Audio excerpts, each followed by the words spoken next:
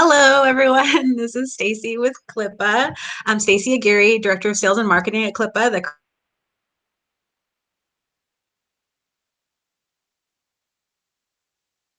courses.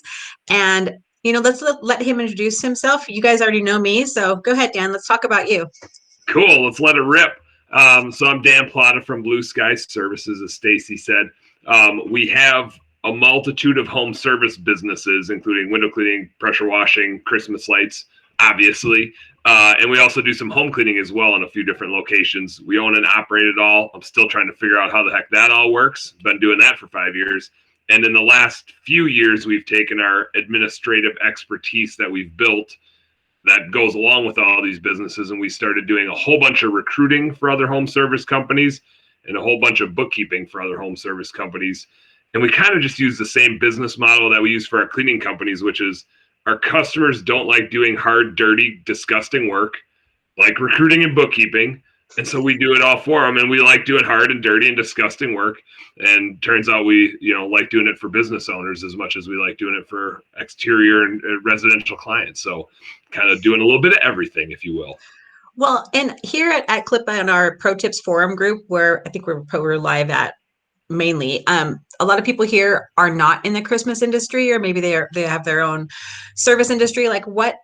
How did you get involved in all these different industries to begin with? What started everything? By accident. That started everything. Best way. Yeah, it was like, I'm trying to find the feed here to pull us up so I can see if people have questions, but it's not loading up on me. Chelsea will let us know. She's watching in the background. She'll pull it up on the good deal. It'll come up on the screen. I'm not used to having a Chelsea. I need a Chelsea that can keep track of me. You can't have her. You can't have her. I need a similar. We need to clone her, and then I can borrow a Chelsea. So we got into the exterior cleaning space because a business broker called us and said, hey, we have this business for sale and they're going to go out of business and they need to sell it right now for next to nothing. And we were like, that sounds like a good idea. So we bought a window cleaning business doing $60,000 in revenue in a creepy white van, and a guy that was legally he was too big to go on ladders.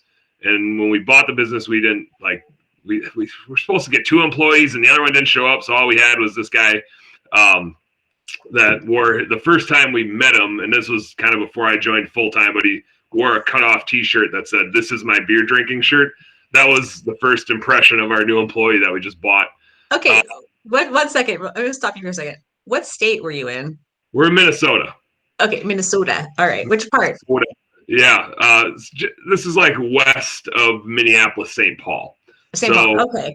Just want to make sure, because in California, that's common. We see these cutoff shirts with these big guys all the time, with their beer shirts. But yeah, go ahead. I mean, it's common here too, just not like when you're trying to make an impression on your new employer, maybe. Well, obviously he didn't care. He was very confident with himself. I mean, that's great confidence. I mean, if he would have spun it that way, we maybe would have had a different first impression. But anyway, so we turned that business around, got it to be profitable, found a way to grow it, and then we were like, hey, why don't we do this a whole bunch more? And so we started looking for other businesses to buy. So we bought another window cleaning business in Cincinnati. We ended up buying one in Portland.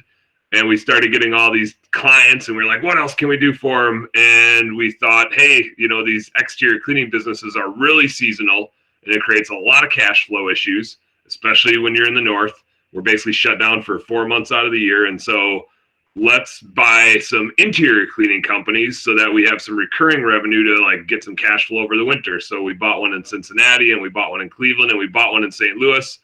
We bought one in Tampa, Florida as well, but we don't have that one anymore. We exited that one, and we started one from the ground up in Minneapolis.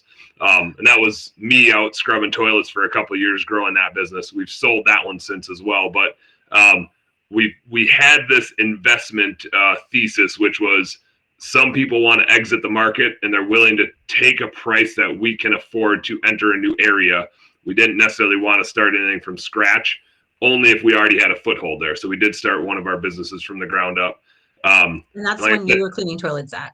That's when I was cleaning toilets. And my wife pulled that one back out on me last week because we have some cleaners come that clean our house and they couldn't come. And we had people coming and she's like, you ran a cleaning company, you still run one, but you literally were out cleaning, cleaning houses for 2 years. So get to work and Handle it. yeah, so, it has Husband worked duties, against husband me duties. that I'm as good of a cleaner as I am. But we found as we built these businesses, there were a couple things that we could scale really well and a couple of things that we couldn't. So leadership, we could not scale. I can be in Minneapolis and we can have all the businesses that we want, but unless I'm like in all the places, I cannot be the leader of all the places. In the corporate world, it's a little bit different, or in an office setting, it's a little bit different because we can oversee our employees' work. But when we're going to people's homes, our leadership really had to be local. So we bought a lot of these businesses, but the leader left, right? Like when we bought it from the owner, the leader left, and like, holy shit, did we screw up on what we thought we needed and what we actually needed for a leadership standpoint. So that was like a huge whiff for us. Leadership can't scale like that. So we've spent 5 years trying to figure out the leadership model, and we're still working on it. We've gotten a hell of a lot better at it, but that's one of the things that didn't scale well. The other thing that surprised me that didn't scale well, and there's plenty of companies that do this, and we just didn't want to do this and compete with them, is like the virtual assistant thing. When we would answer a phone call in Cincinnati, like we centralized all of our phone team. We had people doing sales and customer service all from like wherever they wanted to be, but didn't have to be in the locations. Two things happen. One is customers know when you're there and they want to talk about the weather. And as piddly as that is, that gives them like a sense of comfort. Connection. Exactly. And I'm going to go on a little tangent here, and you're going to have to like stop me from doing this too often because I get a little excited. I was literally at the grocery store. This was last year sometime. I'm standing by a truck that says Blue Sky Services, window cleaning, power washing, Christmas lights. And a lady walks by and literally says, oh, you guys do all those things. Are you local? And I like,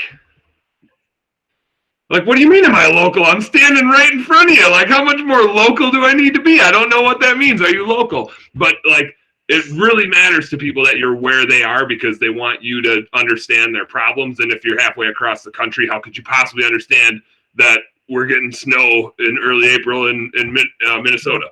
Yeah. So like we had customers in Portland that refused to do business with us because the person that answered the phone was in Cincinnati. It was just, and I think that's slowly changing, but we kind of said, we actually went back to, we need to have somebody in the office at every location for the second reason, which was our crew lost faith in our administrative team when they were somewhere else. Like our office manager is literally like the office mom. They keep everything together and it's like their kids and they're organizing everything. And if the kids don't see mom every day, they start to lose their minds. And we literally like, we had everything kind of displaced and we literally brought it back to having somebody in-house in every location besides the general manager, just because they needed that other person to like bounce stuff off of, and they needed to have the trust of seeing each other every day. It was just like, never thought that would happen as like digital as the world's becoming. But so those two things didn't scale well for us from location to location. We couldn't scale the leadership and like centralize that. And we couldn't scale the phone team and centralize that, at least not to the performance level that we would have wanted. But what we could scale really well, and we still do, and this is what we've done for other clients of our admin team, is recruiting we can do from anywhere. And it's so digital. Now there's some stuff that you can do locally, and we always encourage our recruiting clients to do the local stuff too. But so much of it is digital on job boards and just filtering and doing the communication stuff behind the scenes. And that's really boring for a lot of business owners, and it's a ton of legwork. And because we have like a centralized system to do it and a process to do it, it's just so easy for us to replicate and do for a whole bunch of people. And we're doing it for all of our locations and all of our branches out of one location. And then that made it really easy for us to just take on clients from across the US. And same with bookkeeping, the financial models of our businesses, whether we're doing pest control, window cleaning, landscaping, junk removal, like we're all doing the same stuff. If we're in the service industry, we're just trading labor and a little bit of expertise for money. And that bookkeeping is super easy for us to do. And business owners hate their books, when really it's like probably the most powerful tool they have is the decisions that they make. They don't want to do the work to have the data to make the decision. So those two things, and the marketing we found scales pretty well. We haven't had a grand offering to help external clients with marketing, because there's so many people doing it. It just seems like it's a swamped space to play, if you will.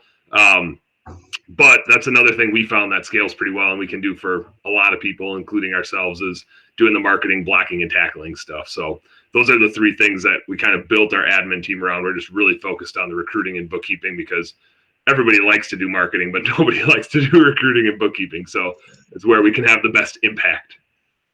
So what would you say, like the number one, or maybe the top three, like employees you recruit for the companies you're talking about? Is it just people that answer the phones, the administrative people? Like, what is it? Who do you hire? Like, who are they hiring? Technicians big time right now, because everybody has a ton of work to do on their schedule, and it's almost impossible to find people to do the work. Really easy to book the work, impossible to find the people to do it. So we have a ton of demand for that. The office manager role, again, like virtual assistants are popular, but there's a lot of people that still want to have at least one person kind of coordinating and running their office other than the owner of the business. So we're hiring a lot of that role. And the salesperson, or you hear the word territory manager, a few years ago, like nobody was hiring that. And now all of a sudden, I think Patrick Clark in the power washing space really like brought that to a ton of different people. And we're hiring 3 to 4 territory managers, sometimes for a single company, so they can break apart their whole city and have kind of people running all the estimates all the way across the city. Depends on the business model, but we're seeing a ton of people wanting to recruit that position. So those are the 3 main ones that we're hiring for. Okay. That makes sense, because you were talking about having the office manager in-house. You're talking about the lead when the jobs come in, having someone there to answer the phone, and then also having the people to do the work. Because that's the biggest thing I know in the Christmas industry for us is that, okay, we get these jobs. Who's going to do it? Right? We can't be everywhere. Like I can't be on every job making sure people are doing what they're supposed to do. So we need people who are skilled and who have talent that are willing to do the work. Exactly. And the whole thing about running a service business, and this applies to our admin companies too, but especially when we have to like go out to somebody's house to do work, is it's just, I mean, there's a mathematical formula that equals success, and that is capacity equals demand. If those two things aren't in alignment, and you either have too many employees and not enough work, or too much work and not enough employees, your business just trips over itself and it sucks, and it's not a whole lot of fun to run on a day-to-day basis. But whenever we get in that zone where we feel like things are just clipping along, it's usually because we have enough work for our capacity and we have enough capacity for our work. So it's all about that, which I think is why those 3 positions are the main ones. It's some of them are creating the work to do, and some of them are going out to do it, and you got to kind of keep those in balance. Yeah, that makes sense. So I'm not sure who's watching us because I can't see the screen either. But if anyone's watching that has any questions for Dan, maybe you have questions about your business, maybe you want to know more about how he's been so successful in all these businesses that he has, and how he's been able to, stack on for the different levels of business. Because, I mean, it just makes sense whether you're, like you said, junk removal, pressure washing, doing house cleaning, Christmas lights, all those things are all the same model. It's just, I mean, they're all the same customer. Okay, what's in your coffee? This is literally water, but I put in a coffee. You're faking it. I totally faked it. I'm on the talk show. You know how like when they do the late night talk shows, they're all like sipping on the thing, and it's like it's either water or booze or something, but it's probably not coffee in the coffee mug. Yeah. I was going to do coffee, and then I was like, I should probably go for a run today, which I'm realizing isn't going to happen anyway. But I thought like I had to travel later this week. I should probably be healthy and maybe go for a run. I don't know. I was really conflicted when I filled this up, and I just was like, I need something in a coffee mug. It's 11 o'clock here, so I can have coffee still. Yep. Yeah. I'm at 1 o'clock, and I was like, it's still, I got bookkeeping, beer, and BS to do tonight, so I'll have plenty of beer later. It's too early to have a beer, which usually is not the case for me. I'm from Wisconsin. I'm allowed to drink beer whenever I want. It's okay. Wow. Okay. But I figured it was like too early today, given that it's a long time till 8 p.m. here yet. So water it is. All right. That's fine. So CLIPA put in the chat that coffee is greater than water. So, I mean, I can't complain about that. I can't say anything. No, I'm not arguing. I'm not going to try to say I didn't fail a little bit. Like, I'll suck it up. This is my bad.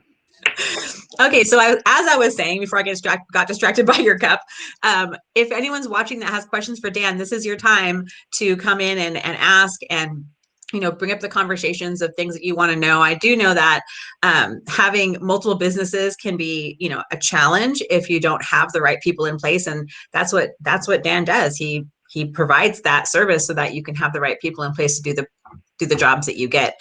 Because it's one thing to be a successful local business, but then how do you do the jobs? How do you actually get the work done? And the bookkeeping, trust me, I know that's not anyone's favorite thing to do. Maybe yours, but not mine. It's mine. I call dibs. I'm the only person that gets to have bookkeeping be their favorite thing. How is that your favorite thing? I don't know. It doesn't make any sense to me. Because I'm also like the opposite of most accountants, which most accountants are like pretty like straight. I mean, not that I'm not straightforward, but they're maybe not as existential and extroverted as I am. They're kind of like put your head down and just get your stuff done. And I am like as far from trying to think of the right model for it, but I am not good at executing. I am the visionary. I have a lot of ideas. I am terrible at getting shit done, which most accountants are great at getting stuff done at. And I just get so distracted. I like doing 10 things at once, and then I'll get them all 80% done, and then I just need somebody to help me out. But I have this innate drive back to finance, which I can never get the numbers out of my head. Like all day, I'm just doing calculations about what if we do this? What's the mathematical outcome of that? And running a business is just a great thing for an ADD person because you're never short of distractions. You just get like free entertainment all day, and yeah, some of them stress you out, but all of those distractions really just come down to a mathematical equation. And because I'm just one of those goofy nerds that likes math, it like points me back to bookkeeping. And it, like, see, now I'm gonna just keep going off. So let me know if I get out of control here. But one of the things that I see happen to business owners is they devalue bookkeeping. It sounds lame. It sounds like pedestrian, and it doesn't sound important. They're like, oh, I got to get my taxes done, and yeah, I guess I need a bookkeeper. And like, those are two totally separate things. Bookkeepers should not even be in the conversation with they should be in the conversation, but it's totally different than taxes. Your CPA does your taxes. That's a once a year thing. They have a very specific skill set to do that. They don't generally make good bookkeepers. They do work once a year, and they're usually bad at communicating. I'm going back and forth with my CPA right now because I'm having trouble like hearing from them what we actually have going on, and if we're going to owe taxes or not. But they do like a year's worth of work all in like a month, right? They are not great business advisors. They're not great at telling you the decisions you need to make in your day-to-day business.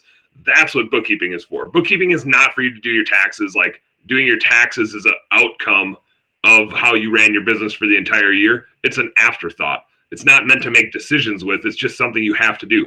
Bookkeeping is meant to make decisions with. You do it weekly. You put it in the right category so you know what it's telling you so you can make the decisions. And then you look at it on a regular enough basis and test your decisions to see if you're winning or losing. Like it's just like bookkeeping is your scorecard. It'd be like playing a basketball game and not keeping score. That's like if you didn't have good bookkeeping. It's not like, did you win or lose? It's like, did you know if you were winning and losing the whole time? The CPA can tell you at the end if you won or lost, but if you didn't know what you were doing the whole time, the outcome, the result that the CPA calculates for you isn't probably going to be what you wanted. So that's bookkeeping to me. That's my bookkeeping rant. I know bookkeeping sounds lame, but it's literally like all the information that a business owner needs to run their business and make more money. Yeah, well, that's part of like the sales planning that I've done with my sales coaches. We have to know what the goal is and then work backwards to it. So we don't know what we're trying to get to. How do we know how to even go there? Right. And so if you don't know what it takes to get there in the meantime, then you can't get there. So you got to know the numbers, which are very important to know. And some business owners don't want to deal with it. They just think that, okay, let's just handle it. Okay, well, there can be a lot of loss if you don't pay attention. Yeah, and I totally appreciate and understand why a business owner doesn't want to spend the time doing their bookkeeping, and I would say they shouldn't. Somebody should do their bookkeeping, but probably not them because they're probably not an accountant. It's probably not going to be the best use of their time. They should be going and working with their best employees and their best customers, like we all should. That's where you should spend your time as a business owner. So I think on the bookkeeping side, they shouldn't do that labor, just like our customers shouldn't hang their own Christmas lights. Oh, son of a gun! Is that him telling me to stop talking about bookkeeping so much? What's up, Daniel? How you doing, Matt? Good, buddy. Are you drinking a beer right now? I'm gonna see you in like less than a month. I know. It's how great is that? I'm so excited. It's gonna be a good time. I'm surprised they let you in there. Like, don't they have like a rule where they lock you out so that you can't interrupt stuff? I've learned how to pick the locks. They lock me out all the time. Okay, that makes more sense. I just wanted to drop in and say hi. You got a beer? No, I'm drinking water. Stacy already told me she was like, "You're not drinking coffee," and I was like, "Well, it's more likely at 1 p.m. that I'd be having a beer, but I got to drink beer later tonight."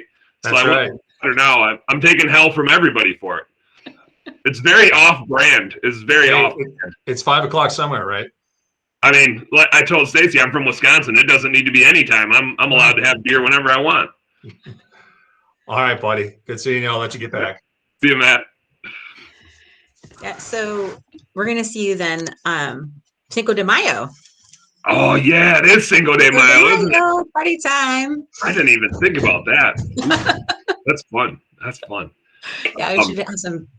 I don't know. Anyway, yeah, Cinco de Mayo. We'll see you then in St. Louis. I'm just gonna bring a huge hat. We used to throw Cinco de Mayo parties before we had kids, and so I literally have just a super badass hat to wear for Cinco de Mayo. I've got some cap guns, which maybe I shouldn't fly around with those, but like I had a Cinco de Mayo costume. It was excellent, so I might have to bust out some of that. Yeah, well, that'd be fun. Yeah, because Christmas lights are fun. That's why we do this. I was gonna say I've never been to Transworld before, but I understand like there's a lot of Halloween stuff going on too. So if I'm dressed up in a costume, I feel like I'm gonna be right at home. You'll be fine, yeah, with that for sure. Maybe I think I've got 2 different presentation times while we're down there, so maybe I'll even like have 2 different costumes. You have one on Wednesday, one on Thursday. Yeah, so different things. Yeah. So if you're listening and you don't know what we're talking about, the CLIPA conference is May 5th and 6th in St. Louis, and then it's also in conjunction with Transworld, which is a Halloween and holiday, a Christmas show at the same time. So there's a huge, giant floor of Halloween vendors, and then there's another area of just Christmas vendors, but they're not just Christmas. It's the big players in Christmas decor. It's CLIPA, and it's also all the CLIPA buyers group folks, and then other people as well who have giant commercial Christmas companies who are great distributors of the product, who are importers. It's a great place to come if you're interested in getting into the business or you're interested in seeing what Christmas is all about. Everybody who is in the U.S. Christmas industry is going to be there. So I mean that's basically what it comes down to. So if anyone's thinking about it, the place to go is definitely Transworld. May 5th is conference, and then the 6th through the 9th is the trade show. And then at the same time, another thing, and there's more, we have a CLIPA certification training on site as well, the 6th and the 7th. No, 7th and 8th, the day after the CLIPA conference. So the 7th who's and 8th. giving the training? Are you guys letting Matt do the training, or who's doing the training? You think we let Matt do all the training? I think Matt is going to be there the first day with Ryan Fox, and then I think Ryan's doing second day too. I'm not quite sure exactly who's on the schedule. Matt handles that part of it, but we do have 2 days of in-person regional training that's happening. So if you're not certified yet, and you're not part of the CLIPA membership group, this is the time to join. You went to a training, right, Dan? I have not been to a training. When there was when we got into it, we did buy the CLIPA training like 3 years ago, and we just did it digital because we had people in different places that needed to get in. We thought that was the most efficient. But you had mentioned Ryan Fox, so Ryan and Brett, I just saw in the comments, are going to be there. So full circle, Ryan presented at the huge convention on their holiday light model back in 2017 or 2018. And that was the year I was like, we're doing it. We're doing holiday lights. And last year we did 75 jobs. And for us, it creates a little bit of a conflict because it's like right over our super busy gutter cleaning season up in the north, where we kind of like have to beat the snow. But we from what Ryan taught us in the CLIPA program that we bought, that's how we launched our holiday light business. And now Ryan is a happy Blue Sky Services recruiting client and bookkeeping client. So full circle. He got us into CLIPA, and then we got him into Blue Skies. So we got a nice partnership going on. That's great. So if you know anybody in your little circle, your big circle that wants to come to training, we do have still some open seats for the training that's happening in St. Louis. So if you know anybody who's coming or going to be there, let them know that they can definitely come in. And so Ryan Fox and Brett Madison are going to be doing the training. It says that Matt may make an appearance. Yeah, Matt will be there too. but yeah, so that should be so much fun.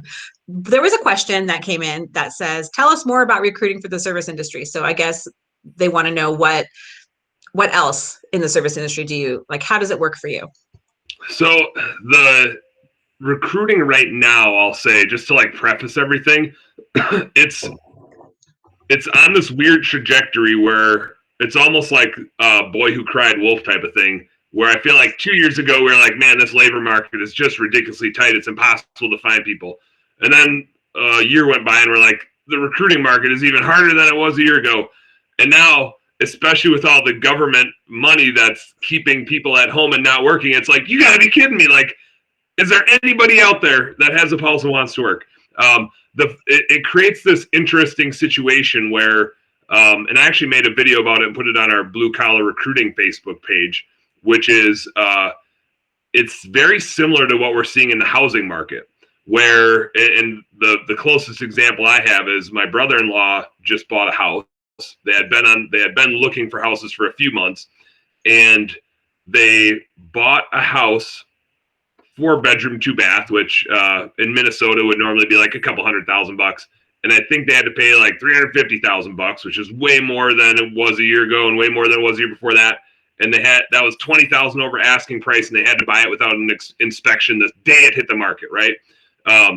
And that everything that's happening there with super low inventory, people having to pay astronomical things and give up an inspection, right, to even have a chance at buying the house. The amount of demand that exceeds the supply is so great that you have to go to just goofy lengths to get the thing that you need. And that's what's happening in the recruiting space too. There's so much demand for employees because there's so much demand for our services. The home service industry in general, whatever it is, I mean, we've seen Christmas lights boom massively over the last 5-10 years.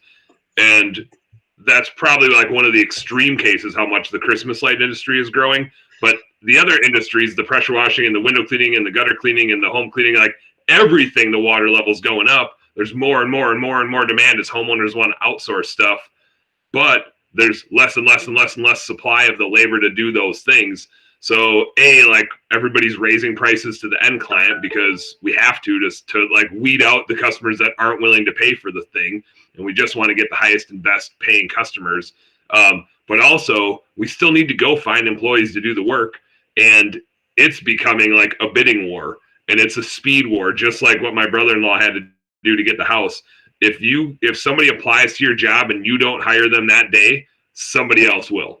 Like that's just, we used to try to interview over like a week and can you start? It's like the faster you can hire. It used to be, and I forget who coined the term, like slow to hire, quick to fire.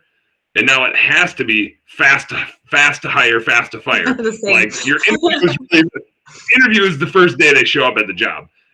You got to apply, you got to weed out, the people that you don't want to deal with. And that's kind of what our recruiting service does.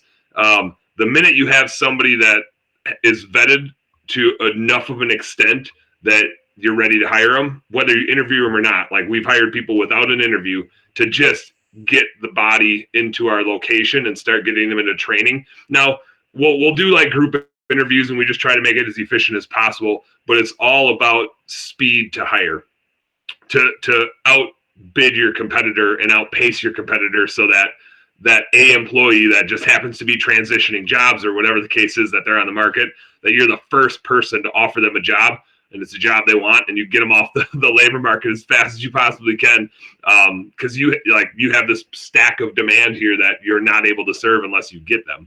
So it's a goofy market that we haven't seen before with such a race to hire people.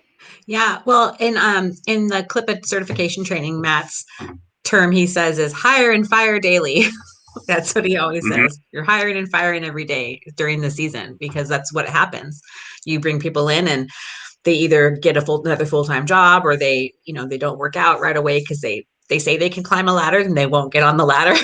Like that's happened so many times where, oh, I'm not Exactly. afraid of heights at all. And then they're like, oh, I'm not going on that. Oh, when I said not afraid of heights, I was talking about like climbing up on my countertop to get something out of the top cupboard. I didn't know I was gonna have to go 30 feet up. Like, Yeah. all right, maybe that's a job for you. Yeah, that's that industry dealing with rooftops and with the gutter cleaning and everything. That's not like, safety is very important for all of that. So if you're not trained and you don't have the safety behind it, then that can be such a dangerous thing. So all those are really important. That's why it's probably great to use you, because you vet out the people quickly, right? So that's like what you do, That's say for exactly. Ryan's company, right? Yep. When you're looking for the installers and the laborers, how do you, like, what do you do to find about that process? What's the process?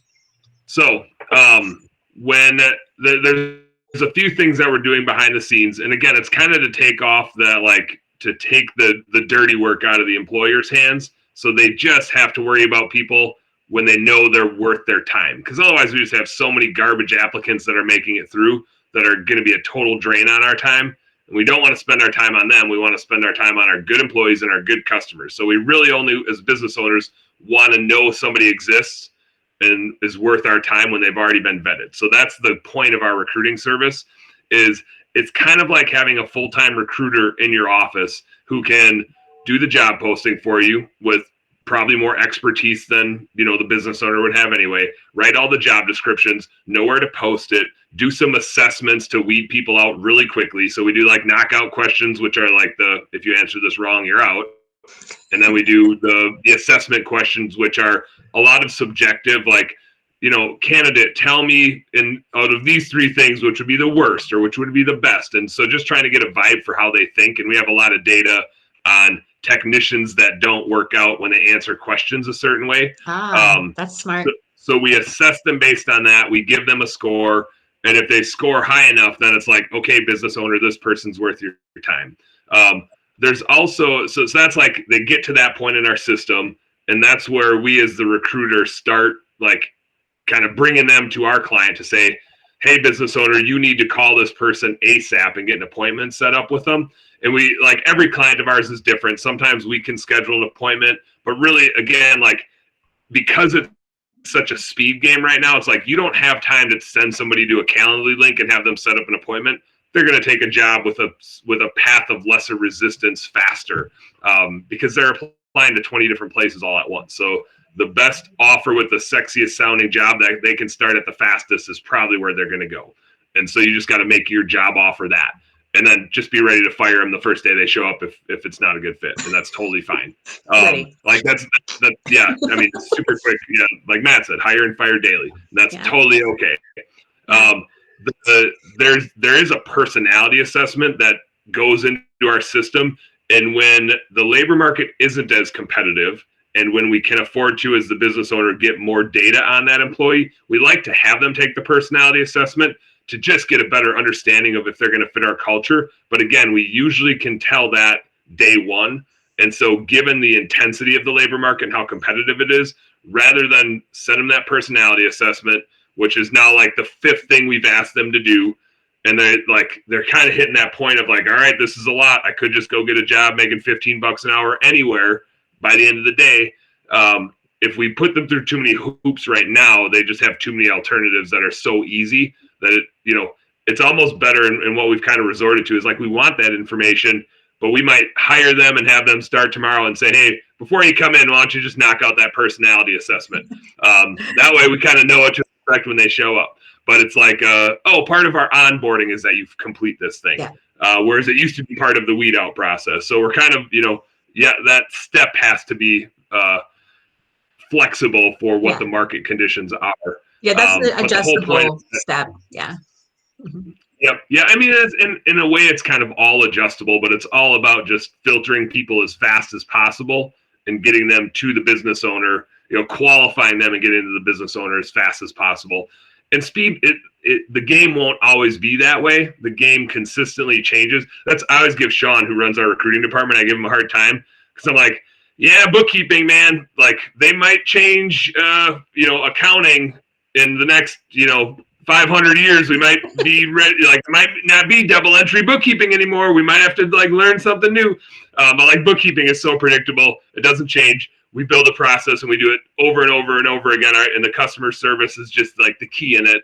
And for Sean, the game's changing every week. He's got to develop new things. He's got to find new places to post. He's got to learn, do research here and do research there. I was like, oh man, that just sounds like so much work.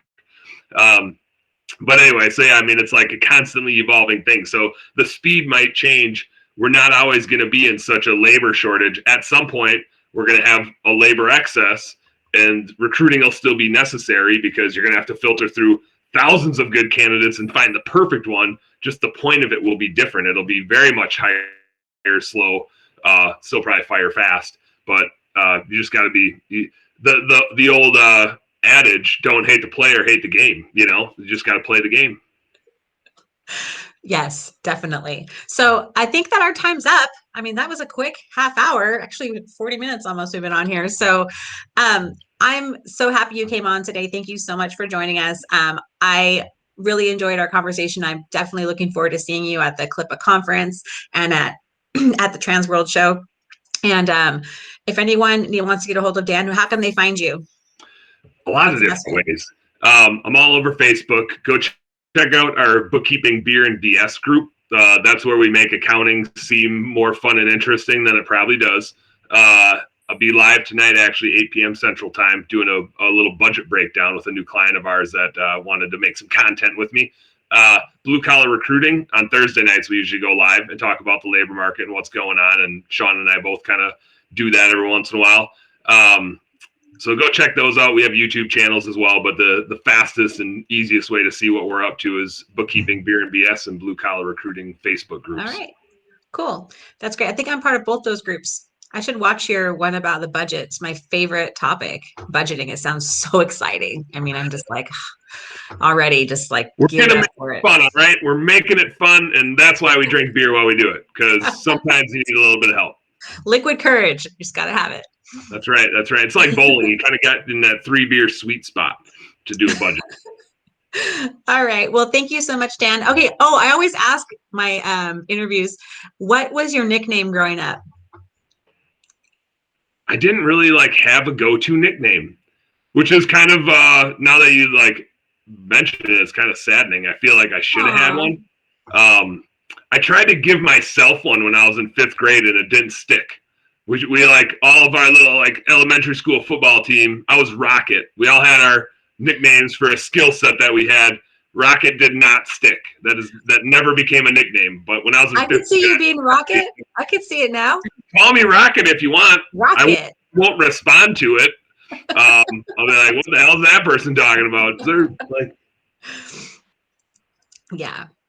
All right. Well, thank you so much, Dan, for coming. I'm looking forward to seeing you, like I said, in St. Louis. And thank you, everyone who's watching, and we'll see you guys later. Thanks, Bye. Stacey. Guys.